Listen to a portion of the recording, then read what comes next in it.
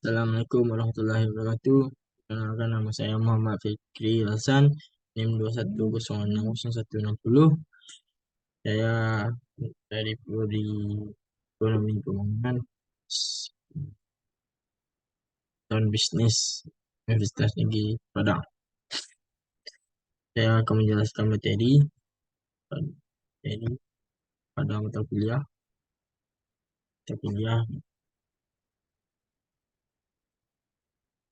tema itu pada bab 8, yaitu ambil judul Pertumbuhan Ekonomi 2, Teknologi, Bukti Empiris dan Kebijakan, yang dibimbing oleh dosen pengampu yaitu Bapak Alphonse Satrianto. Dan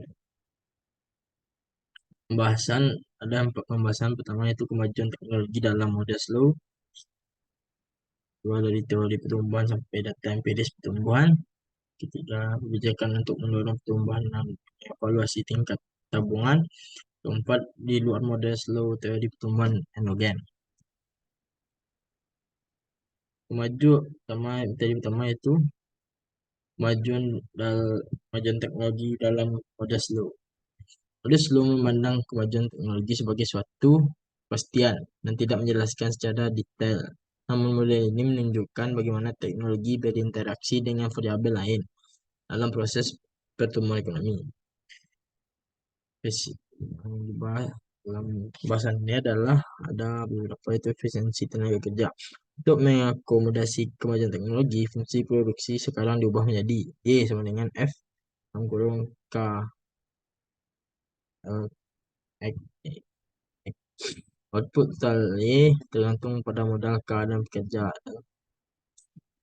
disebut dengan efisiensi tenaga kerja. Seiring kemajuan teknologi, efektivitas pekerja juga meningkat. Aktivitas pekerja juga bisa ditingkatkan melalui peningkatan kesehatan, pendidikan, atau keahlian angkatan kerja. Kondisi mapan dengan kemajuan teknologi. Pertama itu kemajuan teknologi mempengaruhi jumlah pekerja efektif meningkat. Ini akan didefinisikan sebagai jumlah modal per kerja efektif, kenaikan jumlah pekerja efektif karena kemajuan teknologi cenderung mengurangi K.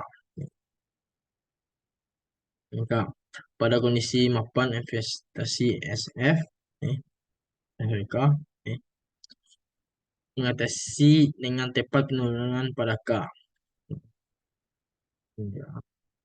Karena depresiasi pertumbuhan populasi dan kemajuan teknologi. Apa kemajuan teknologi? Yaitu kemajuan teknologi berpotensi menjelaskan pertumbuhan yang berkelanjutan dan peningkatan standar hidup yang berkelanjutan. Dengan memasukkan kemajuan teknologi, kriteria untuk kaidah emas juga berubah. Sekarang tingkat modal kaidah emas didefinisikan sebagai kondisi stabil yang memaksimalkan konsumsi per pekerja yang efektif.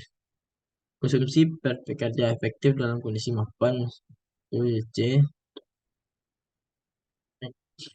meningkat F 60 K kurang D tambah N tambah G kurang K. Pada awalnya kita sudah membahas tentang C F kurang D tambah D kurang D tambah N. Nah, teori G itu adalah teknologi. MPK itu sama dengan D tambah N tambah G. MPK kurang D sama dengan N tambah G. Ini kondisi pada mapan di mak. Kedua itu dari teori pertumbuhan sampai data empiris pertumbuhan. Menurut modus seluruh kemajuan teknologi menyebabkan banyaknya variabel untuk naik bersama-sama pada kondisi mapan. Sifat ini disebut pertumbuhan berimbang atau disebut dengan balance growth. Pada kondisi mapan, output pekerja Y atau N yang tersedia modal pekerja itu E atau N. Keduanya tumbuh pada tingkat G, yang merupakan tingkat kemajuan teknologi. Hal ini konsisten dengan data di Amerika Serikat, di mana tingkat G telah tetap sekitar 2% secara konsisten selama 50 tahun terakhir. Kemajuan teknologi juga memiliki dampak pada harga faktor. Pertumbuhan upah real jalan jalan sejalan dengan tingkat kemajuan teknologi. Sementara harga sewa modal real tetap konstan.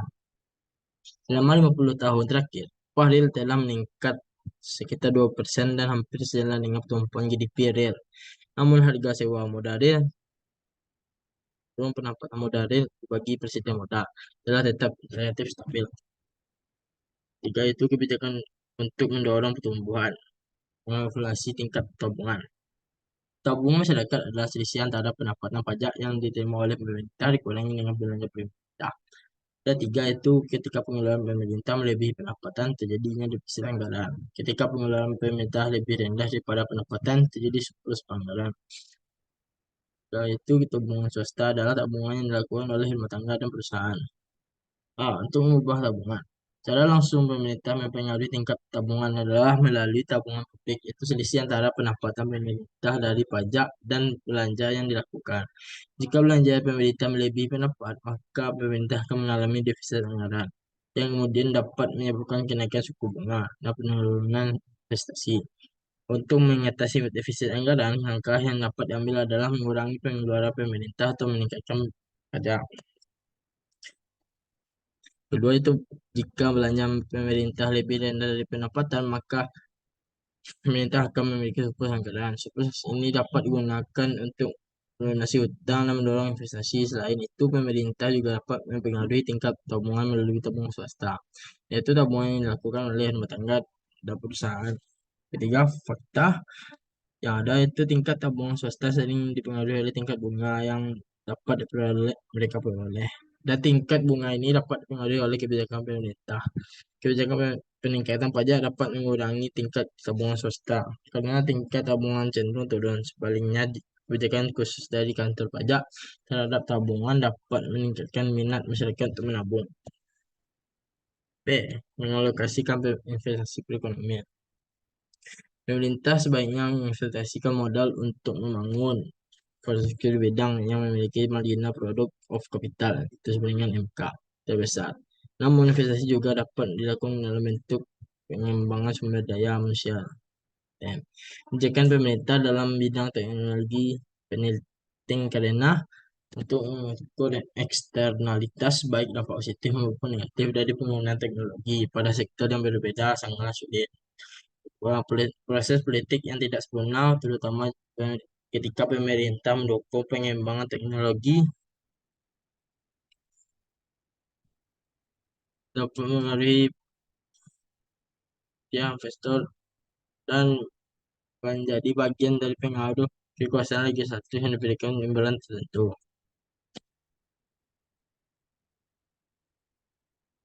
C.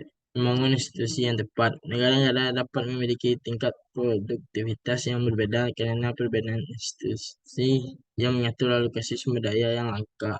Sebagai contoh, tradisi hukum suatu negara merupakan salah satu institusi yang mempengaruhi produktivitas. Contoh lainnya adalah kualitas pemerintah dan tingkat korupsi yang ada dalam struktur politik negara, suatu negara.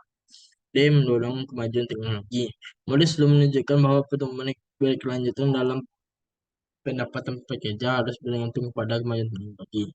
Namun, model selalu menganggap kemajuan teknologi sebagai variabel eksogen yang luar, sehingga tidak menjelaskan sumber atau mekanisme dari kemajuan teknologi tersebut. Yang empat yaitu di luar model selalu teori pertumbuhan endogen. Jadi pertumbuhan ekonomi bertujuan untuk menjelaskan bagaimana peningkatan standar hidup di suatu negara dapat terjadi dengan cepat dalam model slow. Ini kata ekonomi yang pesat dijelaskan oleh beberapa faktor teknologi. Slow mengasumsikan bahwa perubahan teknologi terjadi secara eksogen, yaitu dipengaruhi oleh faktor eksternal.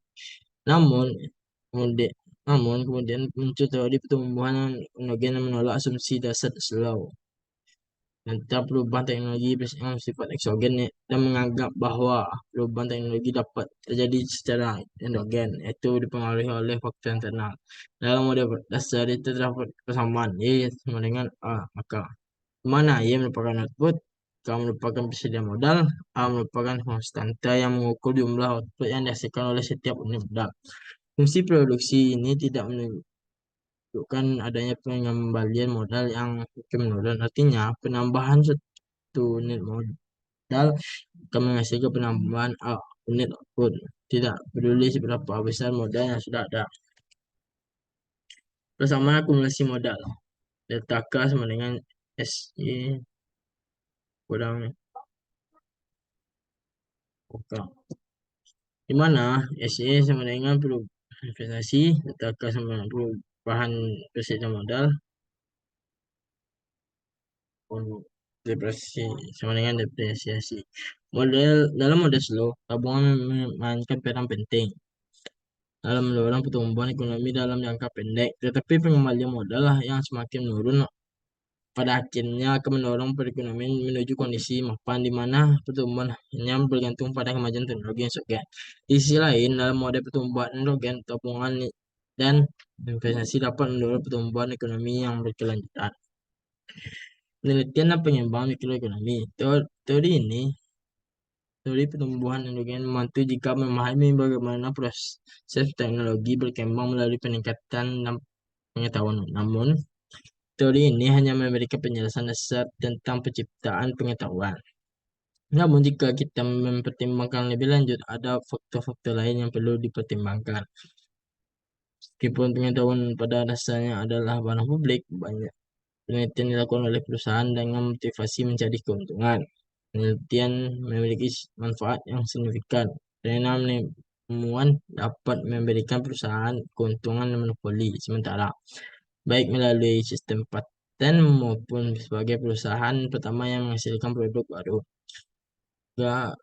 Ketika suatu perusahaan menemukan suatu perusahaan lain akan berusaha mengembangkan inovasi generasi berikutnya lebih baik. Pertumbuhan ekonomi sebagai proses pengerusakan kreatif. Dalam bukunya Kapitalisme, Sosialisme, dan Demokrasi, ekonomi Joseph Schumpeter mengemukakan bahwa kemajuan ekonomi muncul melalui proses yang disebut dengan penghancuran kreatif. Proses ini mendorong oleh para pengusaha memiliki ide baru untuk produk baru dalam memproduksi atau inovasi lainnya.